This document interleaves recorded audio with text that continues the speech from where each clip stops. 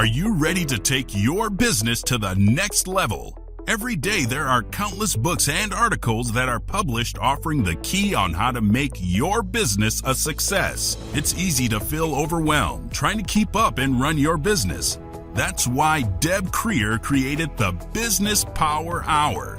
Keep up on the latest trends, best practices, and techniques for how to make your business a success. Let the Business Power Hour do the heavy work for you.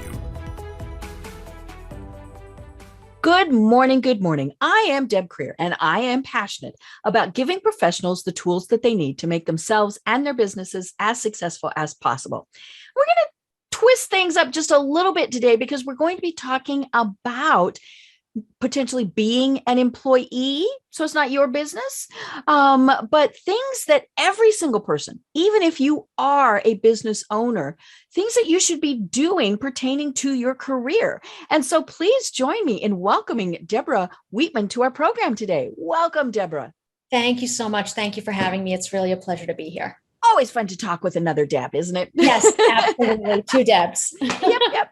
So let me tell people just a little bit about you and then we'll dive in. Sure. So Debra Wheatman, CPRW, CPCC, is the founder and president of Careers Done Right, and that's WRITE, a marketing and personal branding company providing comprehensive services to job seekers and professionals who are proactive about managing their professional development and career planning efforts. She guides clients in establishing and reaching goals aligned with their professional needs.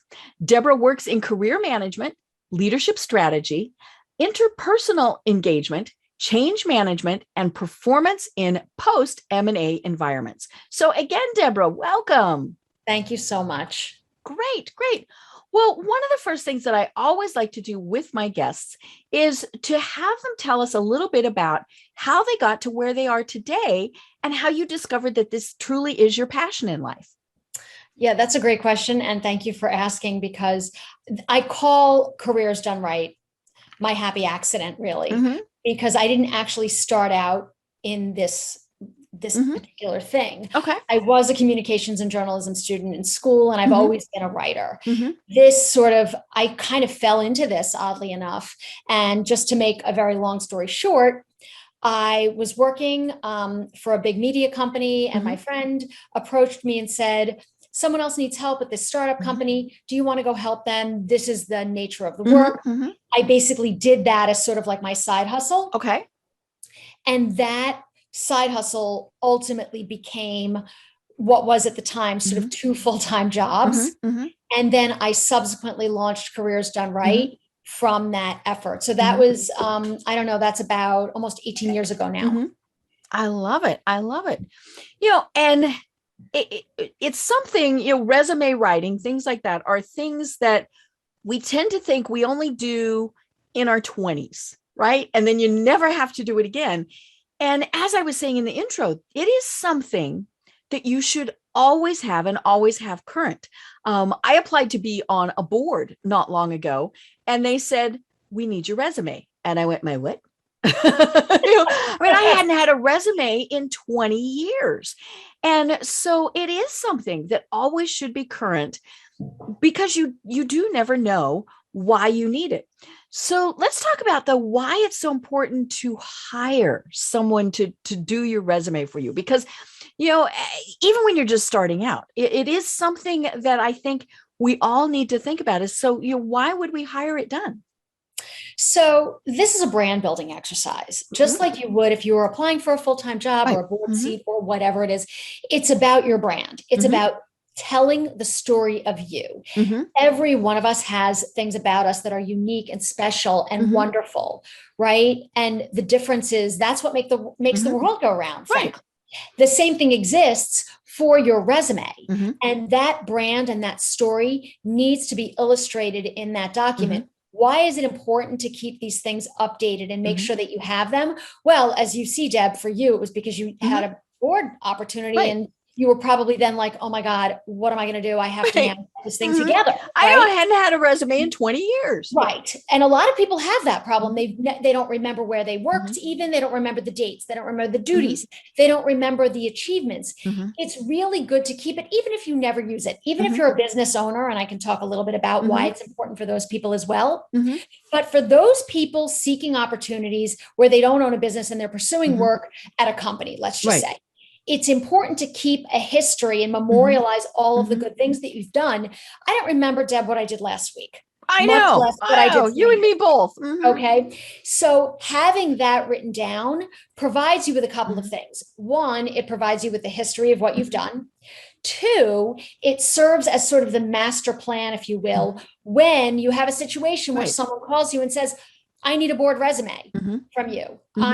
I'm considering you for a board position and we need a resume, or we have a really exciting opportunity and we want a resume. Right. You won't then have to start from scratch and try to remember all of the good things that you've done. It's just not going to be possible. Right. Yeah. I mean, and it is, we don't remember what we did last week, let alone 5, 10, maybe 15 or more years ago. Exactly.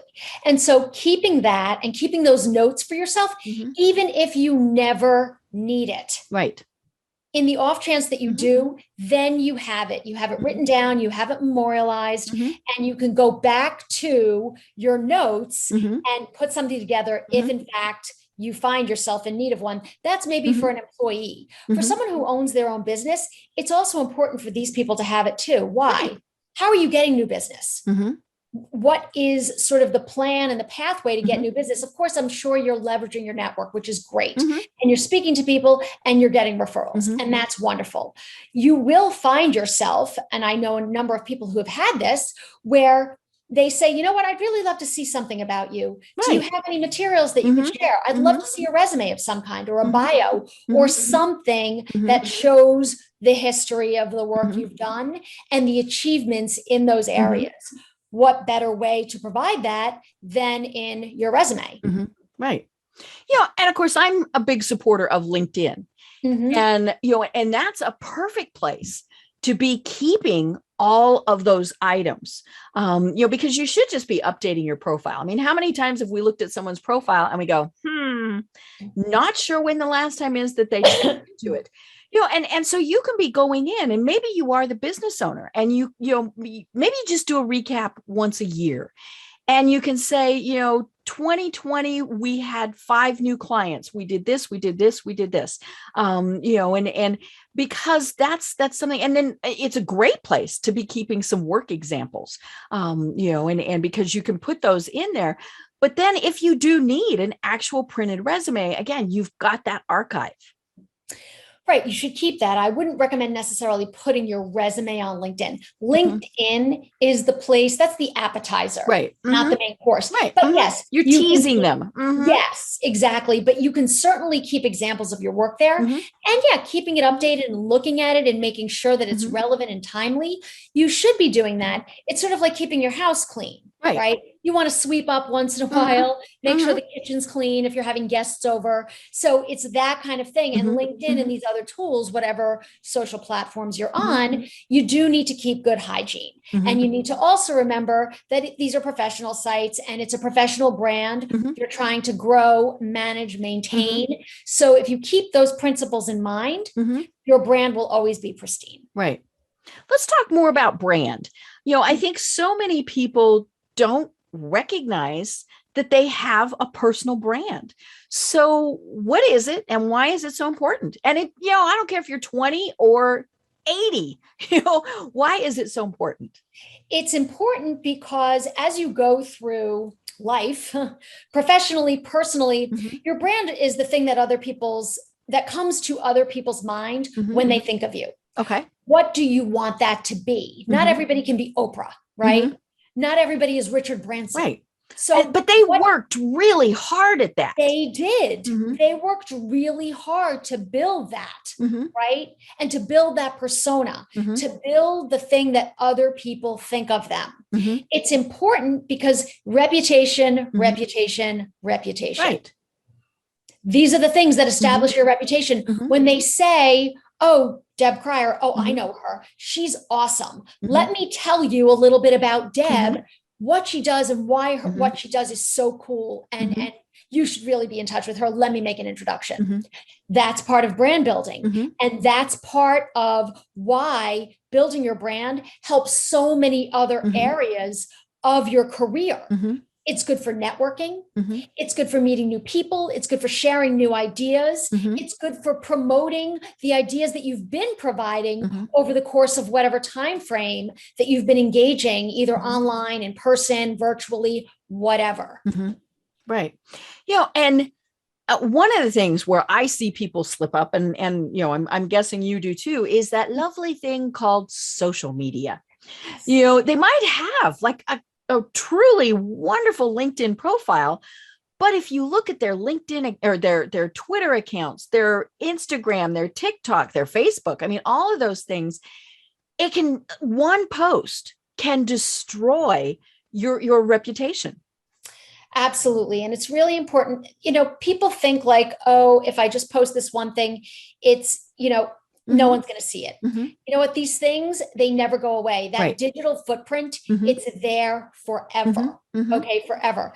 And I mean, for myself Mhm. personally, I'm a pretty private person. I don't Mhm. really share a lot of personal Mhm. things online, period, end of Mhm. story. But I'm sure like, people like I know, Mhm. they You're will like, post oh my pictures. gosh. Yeah, they'll post a picture of themselves in the hospital with like tubes. Mhm. Mhm. They have all of these random photos Mhm. at different places, blah, blah, blah. And I'm not suggesting that it's not okay Mhm. to share some of Right. your personal Mhm. life. It's Mhm. fine. People do it. I get Mhm. it. But I think there's a limit. And for Mhm. your professional brand, is it really Mhm. necessary to show this particular photo? Right. What are you getting out Mhm. of, and I'm going to use the hospital example Mhm. again. For some reason, I see a lot of that. I don't know why.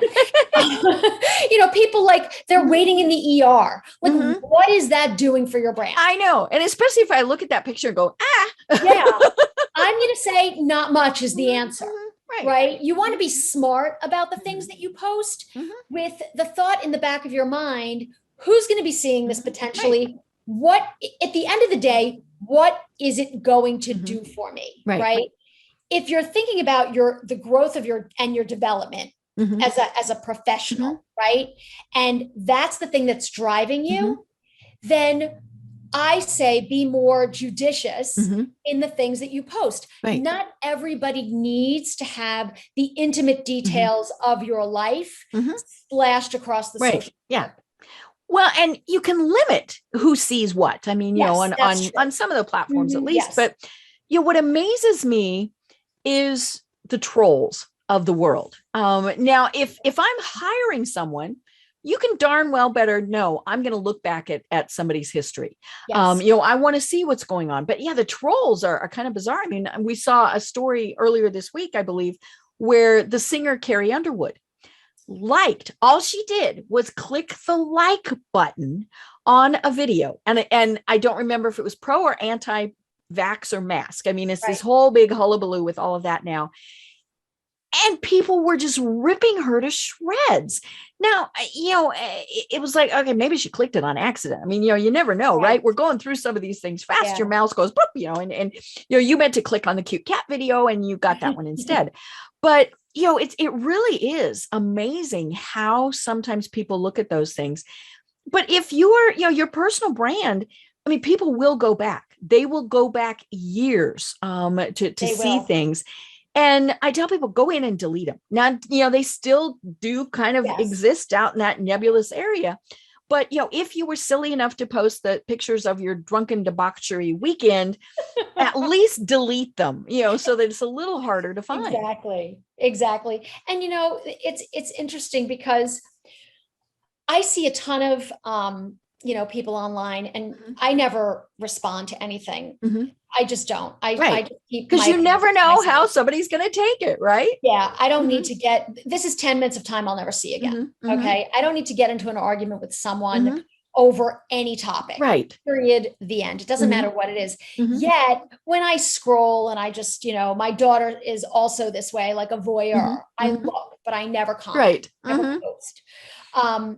And so I just look and I scroll around and I see all of these people getting into arguments. I'm like, I wonder how long it took you people to get into this, whereby nobody found common ground. Right. And, 30 minutes later, you're mad, you need a pressure pill and nothing's been accomplished. Right. Whereas you could have taken that 30 minutes and done something really productive with your time. Anything productive. You could have cleaned your stove. I mean, yes, you could have taken your dog for a walk. You could have played with your cat. You could have done anything except get into an argument with someone whose opinion you will not change. Right.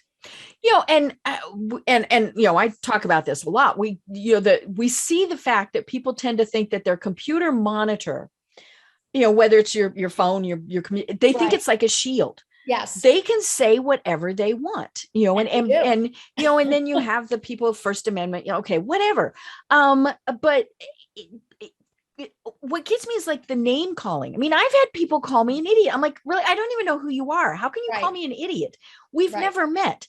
And it's like, ugh, but yeah, the second we engage is just the horrible thing. And because that does, it's for some people that can live on, especially if it is a work environment type of thing.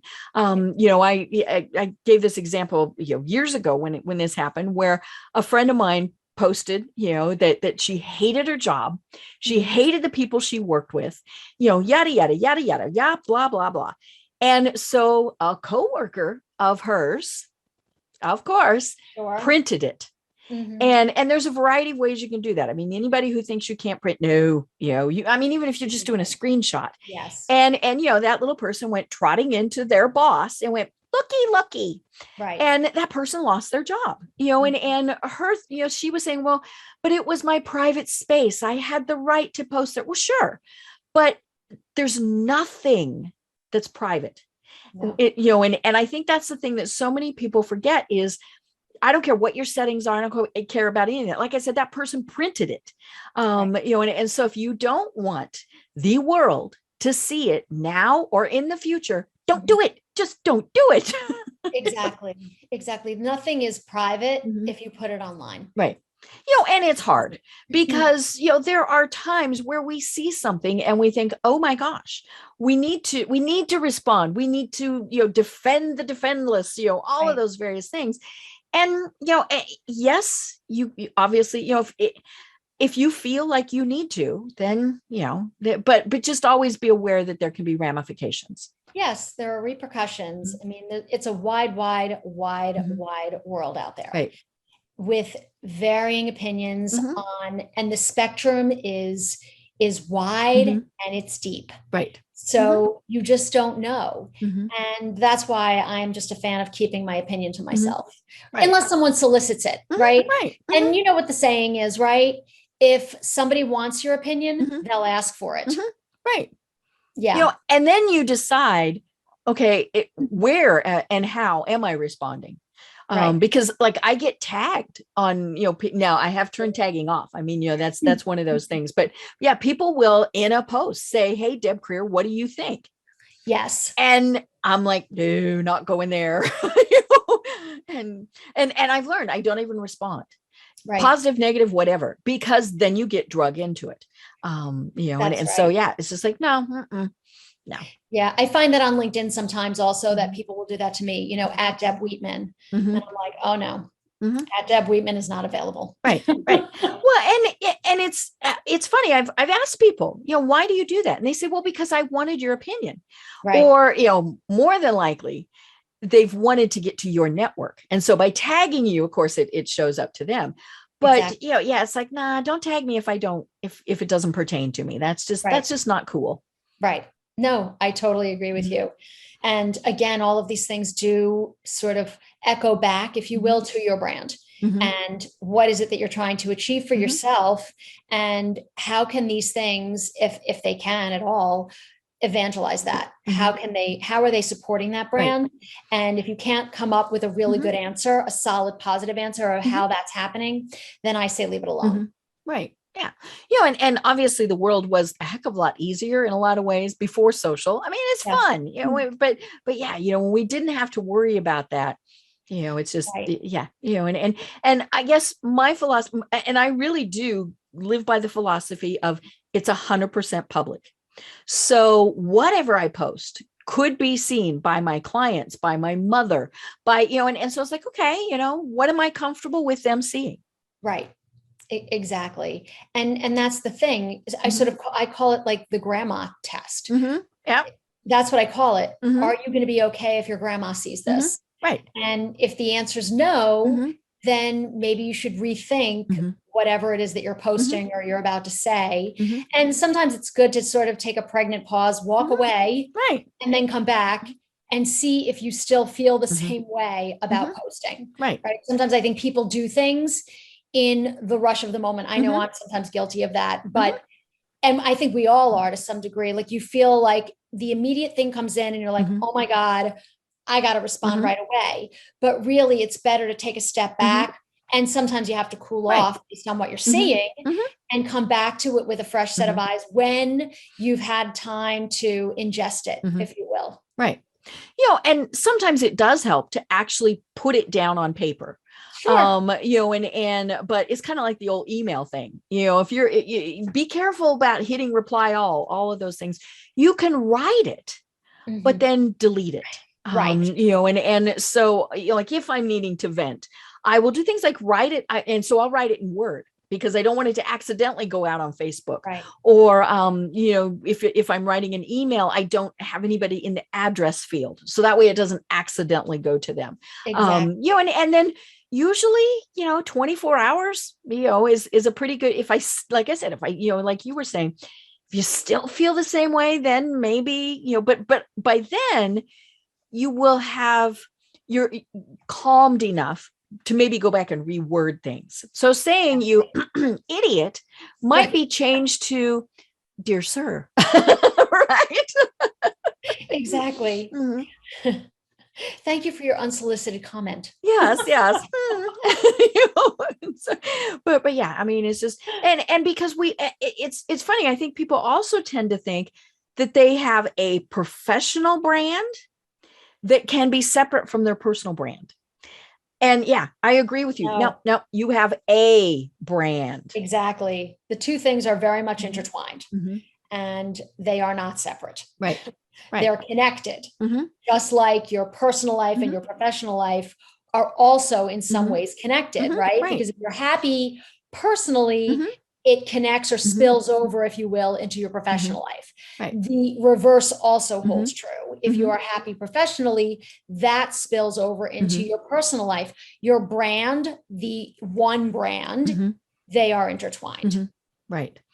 And we've all had it happen where, you have a family member or a friend. So someone that you're not professionally associated with, but somebody says, hey, tell me about Debra, and I have had that happen. And sometimes it's been family members that I've thought, And so what I do is I say, I've not worked with them professionally. It wouldn't be appropriate for me to reply. But yeah, I mean, it's just, you never know.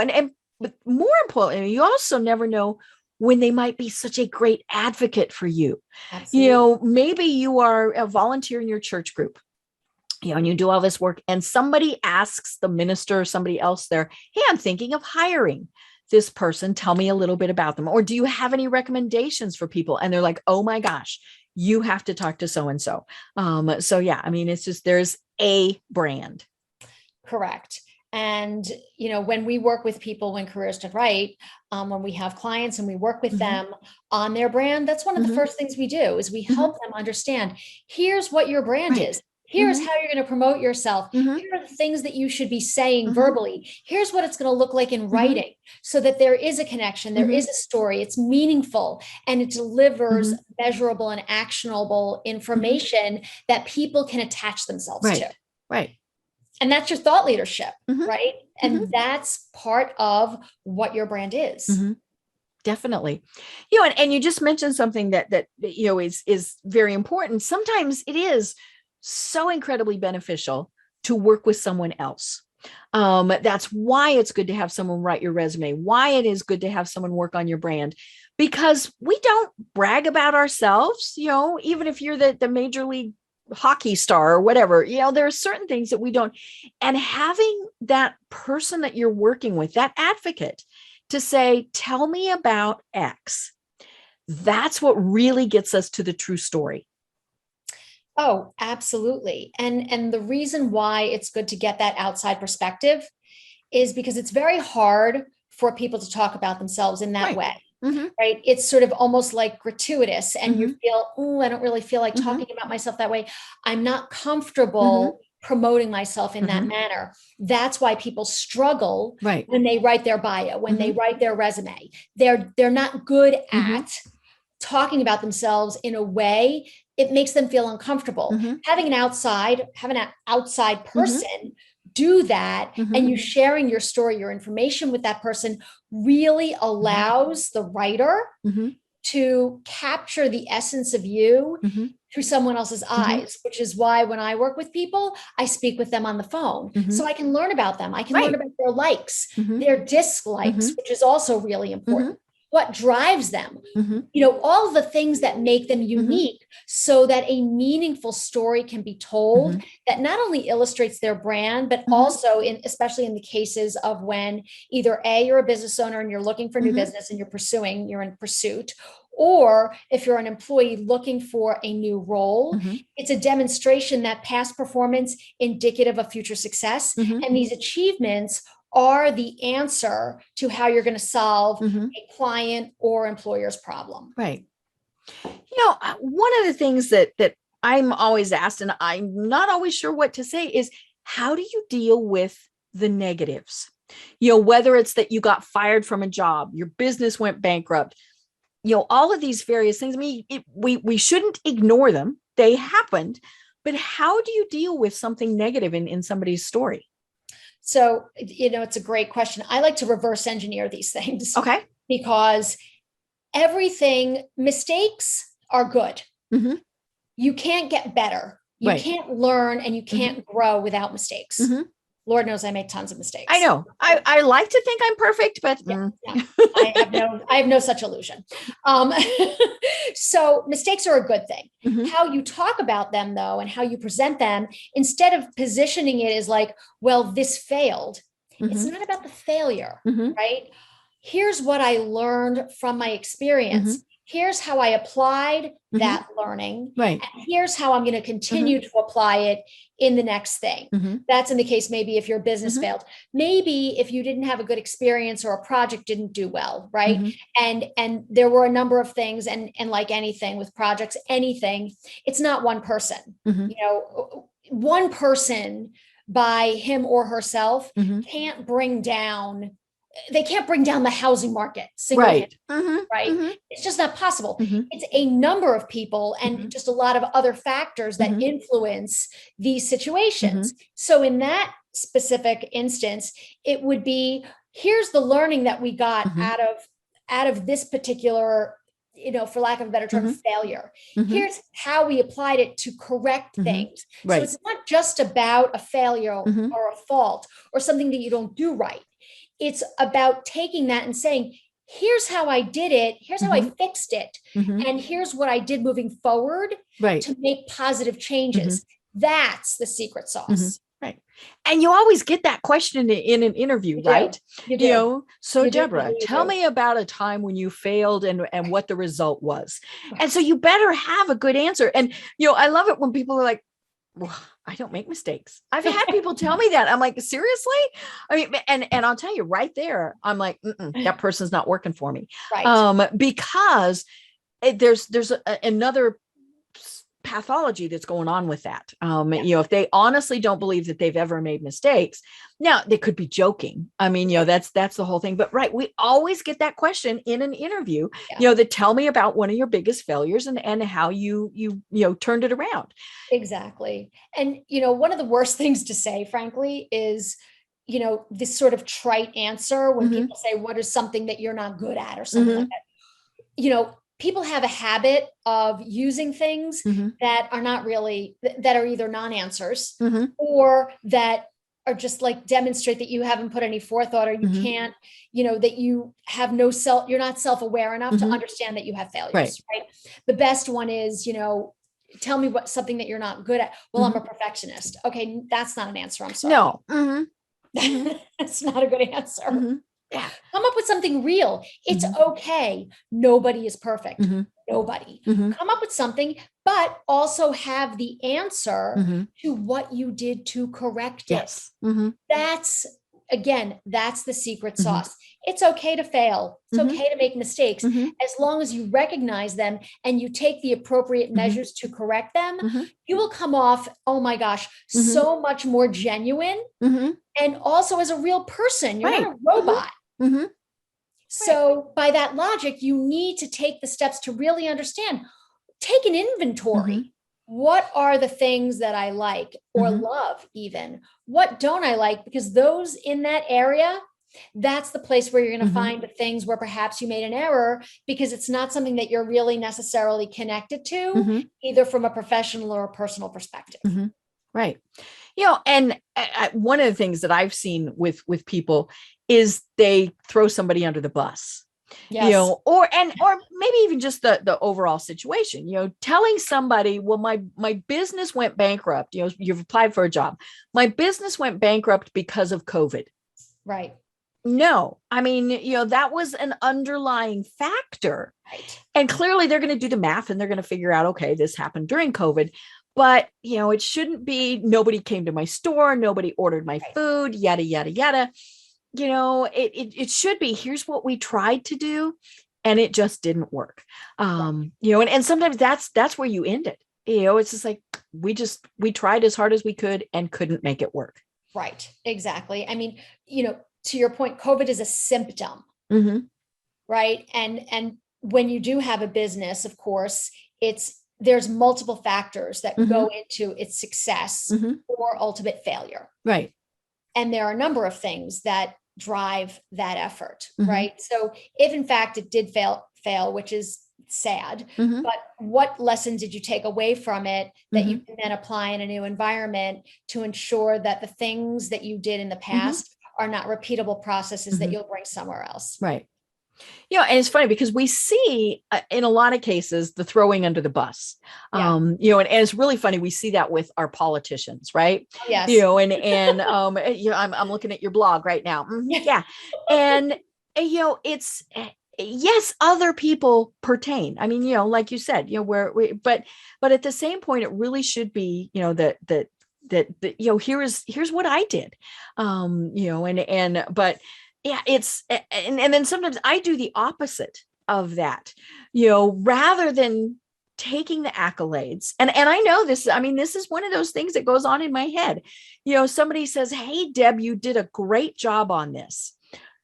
Often one of the first things out of my mouth was, I have a great team around me. And, yes, that's true. But why is that not something I should be doing? Well, you're the driver, right? So you're the person that's driving the car. And certainly people have great teams around them, of course. And those people serve to support the whole effort, but you're the brain trust. Without your thought leadership, without all of the ideas and all of the wonderful things you bring. So you're the party planner. These people are setting up the chairs. They are, and this doesn't minimize their contribution. Right. They're making amazing contributions, but the fire is yours. And taking that and owning that and embracing that and making sure people know that you're the Mac daddy or the Mac mommy in this case. That's important. Take ownership, take credit for the wonderful things that you've done, for the successes that you've had. Of course, nobody's operating in a vacuum. Right. Okay? We have teams, we have people that support us. And yes, in fact, without them, would it have been harder? Certainly. Would it have been impossible? Likely not. Likely not. I mean, it is funny. It is one of those things that I do. I automatically deflect to, and it is because I am surrounded by a good team. Sure. And I think probably, what I need to do is there needs to be 2 words out of my mouth immediately. Thank you. Yes. Then I can say, I've got a great team, and things like that. But yes, acknowledge that, you know what, it was me. It was me. It was all me. Take the ownership of your success. Believe me. And I say this to people all the time. If you don't do it, believe me when I tell you there is somebody standing over there who will be happy to do it. Happy. Okay. Right. Take the ownership of the things that you do really well. You've built an amazing thing. Be proud of it and thank you for that. Yeah, right. It really is those two words. Thank you. Yeah. You know, exactly. and so, but yeah, because especially if there was a team, you know, if you don't acknowledge them, that looks weird too. I mean, that's real egotistical. But yeah, acknowledge that you were a good leader. And then go on. So cool. Correct. Well, you know, the last 18 months, topsy-turvy, everything just went totally wonkadoo. Yes. And you know, I love the people that say, I can't wait for it to get back to normal. No, not going to happen. You know, I with my health, one of the things that I talk about is it's normal. It's my new normal. And it's definitely going to be that way with the employment and business world. You know, and so, you know, it really is. I mean, you know, there's just so many things, like people are being interviewed remotely. How do you deal with that? You know, how do you ask? I mean, the negotiations that we went through 2 years ago are not happening anymore. You know, salary negotiations, you know, okay, well, you know, this company is based in Chicago, but I live out in Iowa. How do I negotiate that salary? I mean, all of those things. So tell us, you know, I just covered like 50 million questions right there. Tell us just kind of some of the highlights of a lot of the things that you have seen because of the pandemic. Sure. So, you know, as we know, the pandemic has sort of upended our thinking. If it has taught us nothing, it has taught us the fragility of life. Right. And that for a lot of people, a lot of job seekers, a lot of business owners, whatever, the things that perhaps maybe people have been neglecting, family, friends, whatever, they've done other things in favor of their job, they're no longer doing that. They're taking stock and taking a really hard look at their life and saying, life is too short and I need to rethink and reimagine how I'm going to be moving forward in this new normal, right? Because it is a new normal and we're never going back to the before times. We're just not. No. It's not going to happen. And so you need to understand and then move forward from there. So as far as, let's just talk about negotiations for a minute, because that's something that I do extensively for people. I help them negotiate because people have a habit of saying, well, they gave me what I wanted. You know what that means? That means you didn't ask for enough. Right. And women, of course, are even worse about that. Oh, Lord, have mercy. Women are so guilty. I have helped people get $50,000 more than they started. I've helped them get clothing allowances. There's nothing that you can't negotiate. Right. And at the end of the day, don't just accept what's offered to you. I don't care if you're working in Idaho and the job is in California. It doesn't matter. You can still do the job remotely. And a lot of companies now, as we know, they are going either all remote or partially remote, or they're doing 3 days out, 2 days in. They're looking at they're looking not only at their footprint, right, in terms of their infrastructure, where they work, but they're also looking at their commuting patterns and other things of their employees. So they can say, well, you know what, this person lives in this area and they're not going to necessarily have to come to the office. This person doesn't need to come in and they don't want to work in the office anyway. Or what about the people, Deb, that moved? Right. I have a lot of clients that moved during the pandemic. They worked in Manhattan, they moved to Massachusetts, and they're like, I have no intention of going back to the office. And you know what? And if my employer says to me, I have to return to the office, I am going to quit. Right. It's the mass exodus, you know, all of these various things, you know, we're seeing a lot of articles about that. Yep. And it's true. And it's totally happening. And I have a lot of people who have done that. They've either left because like one company, this was an interesting thing. They actually took a survey, of their employees.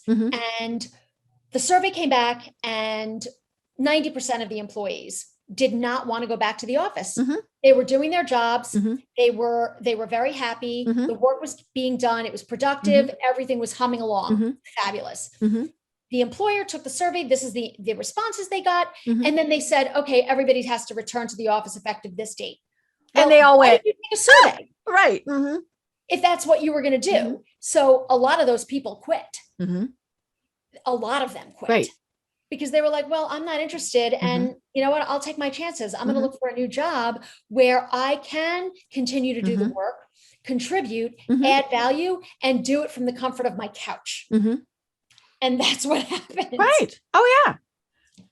And I mean, it's one of those good and bad scenarios. It's obviously horrible that this happened, Yes. but it's given us so many different things that we can, as you were saying, negotiate.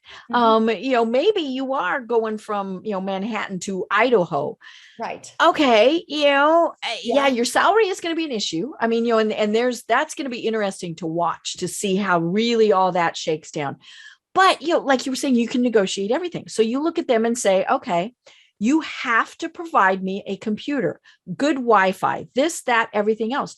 I remember when the pandemic first hit, I saw somebody and they said, I'm sitting on a bar stool at my kitchen table because I don't even have a good chair. Yeah. And it's like, no, so you get an office allowance or, Right. something Yep. so that you can work from home. And, clearly there are employment laws that end up, and tax ramifications and all sorts of stuff like that. And, and I've talked with several people about this, but just it's like any negotiation.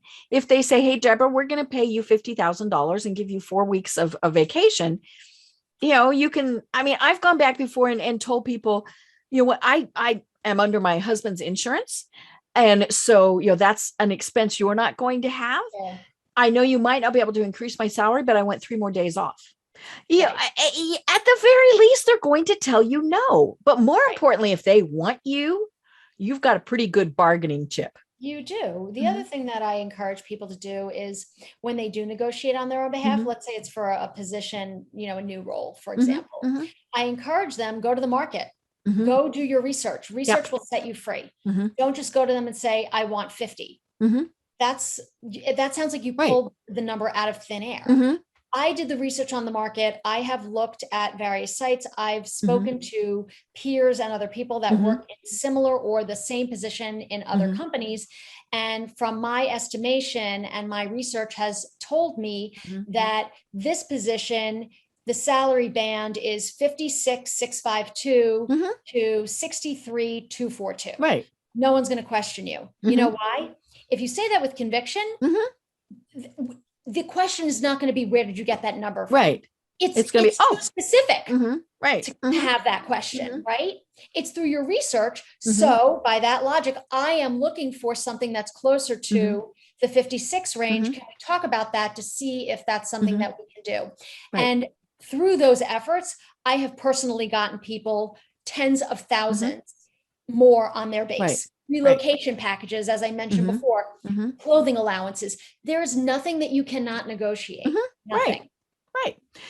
And it is going to be weird with people working remotely. Sure. Because, if when you're doing your research, I mean, you might discover, you are going to discover that cost of living, all of those things in someplace, Iowa is very different than cost of living in Manhattan. So are they going to pay you a Manhattan salary or an Iowa salary? I mean, that really is going to be a lot of very interesting conversations. But again, if they say, okay, we're going to pay you at that Iowa rate, and everybody else you're working with is at the Manhattan rate, well, that gives you a negotiating thing also. Absolutely. And I actually read something just the other day about this very thing. One very big company is doing a pay adjustment for people that are working from home that are not commuting, and they're in California, which, if anybody knows anything about California law, Oh yeah, but California law leads everybody else. That's what ends up happening. Yeah. So they're going to do an adjustment, not a tremendous adjustment. And you know what? That's an opportunity for you to negotiate that. If they're telling you they're going to adjust your salary, well, you know what? Negotiate on your own behalf and get it closer to either what you were earning before or even more. It's up to you to demonstrate why the salary is justified. And you know what? I encourage people, present a 30, 60, 90-day plan. Mm-hmm. Present things about all of the wonderful work that you've done to shore up Right. and bolster your position for the money. If you're delivering a lot of revenue, let's say to a company, you're driving sales, there's no reason why you should take a hit. You're actually generating revenue and you're delivering or over delivering on the company's goals. Right. No, it doesn't matter where you're working then. You're still doing the same job, same level, and therefore in your mind, the pay is justified. Right. Let's talk about people though that maybe don't have an impact that way on the bottom line, right? Maybe they're a cost center or something else.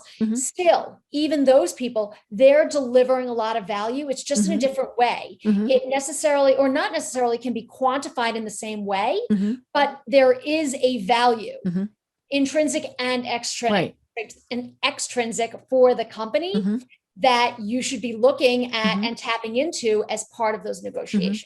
Right. And then one of the things I'm starting to see are the companies that laid people off and now are bringing them back. Right. And, I had an interesting discussion with a young woman, and it was a group discussion. And she was saying, she actually chose to leave the company. And she said, but she was glad. It was a toxic environment, yada, yada, yada. And they have now come back to her and said, we need you back. Right. And she has started her own business. She's loving it. She's a consultant. And we said, oh, ding, ding. And we told her, we said, you have the greatest negotiating place that you can be at, because they came to you. And, and we said, and she said, but I didn't really like it there. And we said, okay, first of all, if you didn't like it there, things won't have changed. Right. So it's not going to matter if they quadruple your salary, maybe, to go back. I mean, that environment still exists. But, we told her, we said, now you can go back and you can say, okay, I want to come back as a consultant. Right. And because you're not going to have overhead, you're not going to have insurance, you're not going to have this, that, and everything else, I'm going to charge you $100 an hour. But I'm only going to work for 20 hours a week or whatever. And we, and she really did have one of the best places that she could come from in being able to negotiate, because they came back to her. Now, if she'd gone to them, it would have been a little bit different. But when they came and said, hey, we want to hire you back, it was like, oh, sweetie, the sky's the limit. Right. And that's true. And, to your point, right? She knows what she's getting herself into. She said it was toxic before. Nothing's changing. No. The only thing that's changing, honestly, is her status as a consultant. She doesn't have as much skin in the game anymore. Right. If she decides this isn't for me, she's a consultant, she could just say, you know what, I'm not interested in doing this any longer, and I'm out. I have my consulting business. I'm working with these clients, blah, blah, blah. The consulting, that title, if you will, gives her a lot of latitude to sort of step away and put up, that barrier, if you will, between her and the company that caused her to leave in the first place. Right. And I think we're going to see a lot of that happening, where people left their job either by choice or by, layoffs and things like that during the pandemic. And companies are going to decide, we don't need those as full-time employees. They have discovered, hey, this person, because they weren't commuting, because they weren't doing this, they weren't doing that, their 8-hour day is now a 6-hour day. Right. And so companies are going to use that to negotiate too, to be able to say, okay, we want you to come back, but it's only going to be 6 hours and all of those things. And, that is, some of those things you do, potentially need to talk with an employment lawyer, because there are definitely things where you're not a consultant, you are an employee. I mean, and those have tax ramifications. So you always want to pay attention to those things. But, I think in the next year-ish, we're going to see a total reconfiguration of many businesses.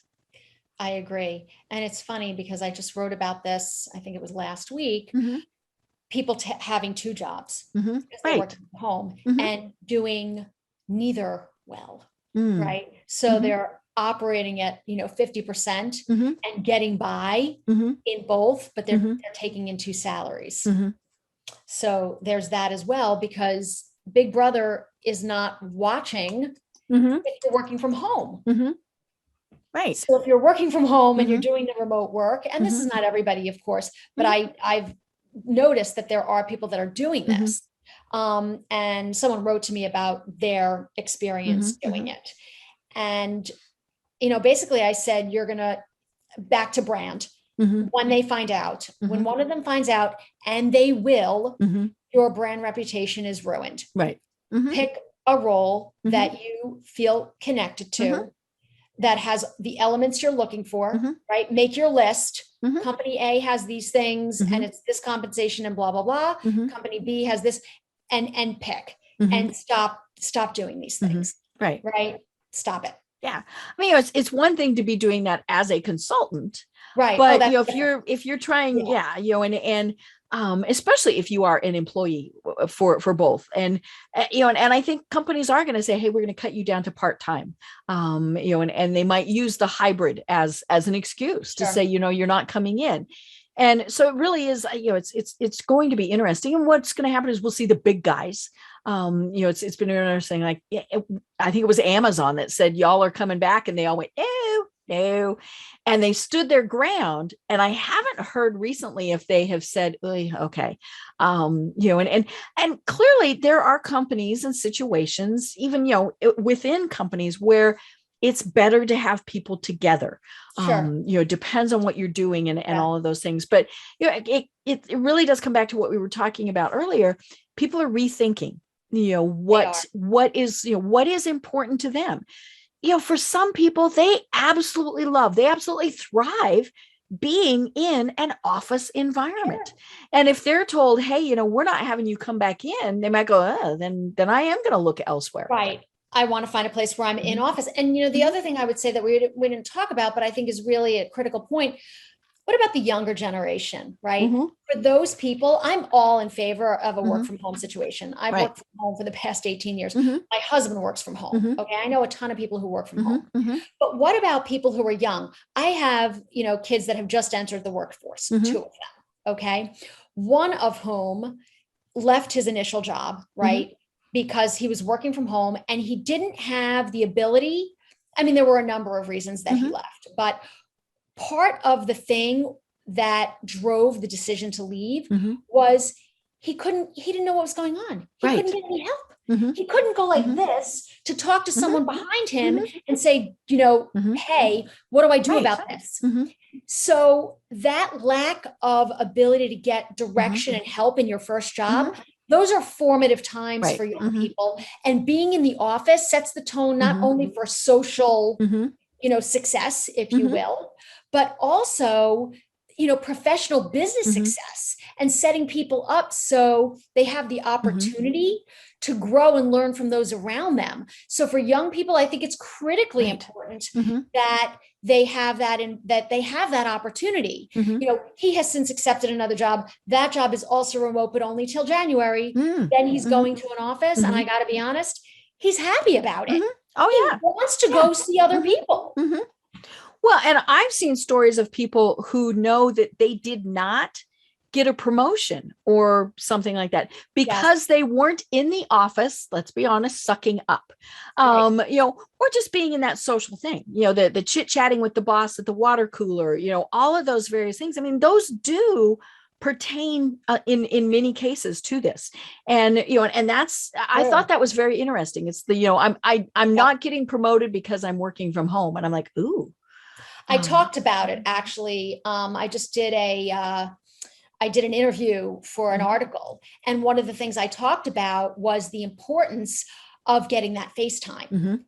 Whether you decide you're going to go in once a month, once every 3 weeks, twice, every other week. Remind him that you exist as a real person. You can't just stay at home because you will thwart your efforts for promotion, as you just pointed out, or maybe something else, a bonus, whatever, out of sight, out of mind. And that absolutely still holds true in an office environment. Right. Oh, yeah. You need to be there.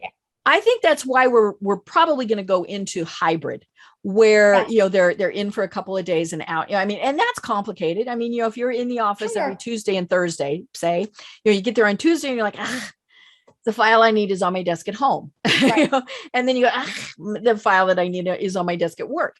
So, people are going to have to adapt and really use the cloud. That's going to be something, absolutely. Whether it's your company's internal cloud or whatever.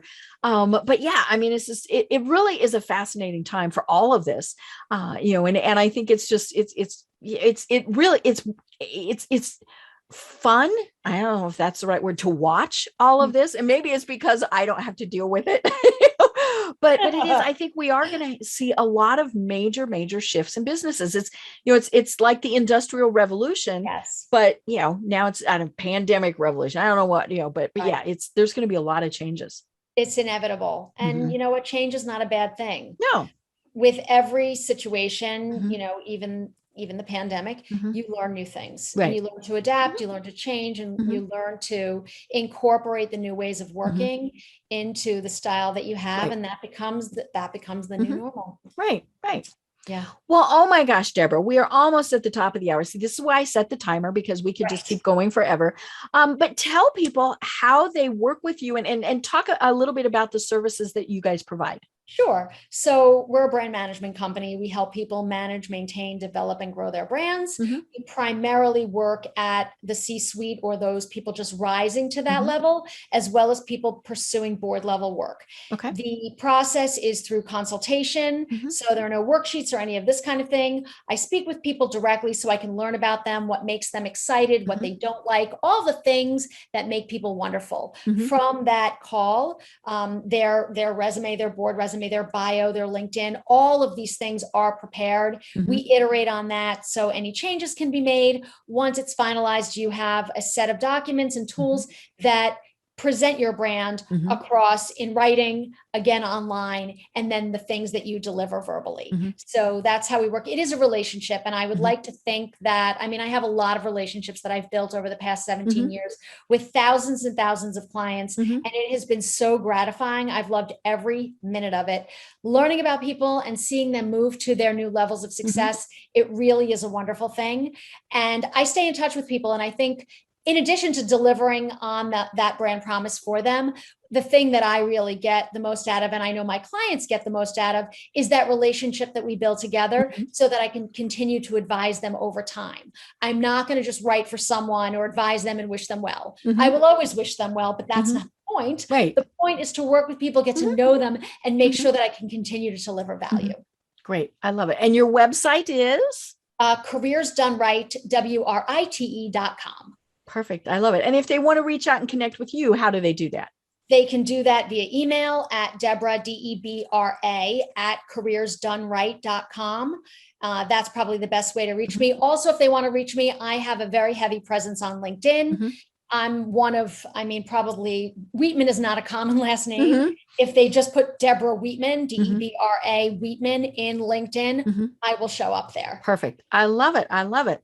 And of course you have a great online presence. And so even if somebody is just wondering, just look to see what a great online presence looks like. Yes, I do post a lot on LinkedIn. I publish a weekly video. I publish articles. I have a blog that I've written for the past 17 years on the Careers Done Right website. So there's a lot of content out there that people can avail themselves of if they want to just get, a tutorial about something. Great. Yeah. Fabulous information, that it is such a great resource. Thank you. Perfect. I love it. Well, do you have any final thoughts that you want to leave everyone with? It's not a question of if, it's a question of when. If you want your next client, if you want your next opportunity, just keep going. It's out there. Leverage your network. There's only 4 ways to look for work, Deb. It's online, it's through your network, it's direct to company, and it's through recruiters. Your network is the best way, hands down, for either a job or for a new client. People don't endorse people that they don't feel a connection to because it's reputation management. If you endorse someone that you don't know or you can't vouch for, no one's going to do that. That's why building your network and presenting yourself as a thought leader is so important. Perfect. I love it. Well, I have been having an absolutely delightful conversation with Debra Wheatman. Can't wait to do it again. I'm Deb Creer, and until the next time, everyone have a great day. Tune in for our next program for even more trends, best practices, and techniques for how to make your business a success. The Business Power Hour, hosted by Deb Creer, is proud to be part of the C-Suite Network.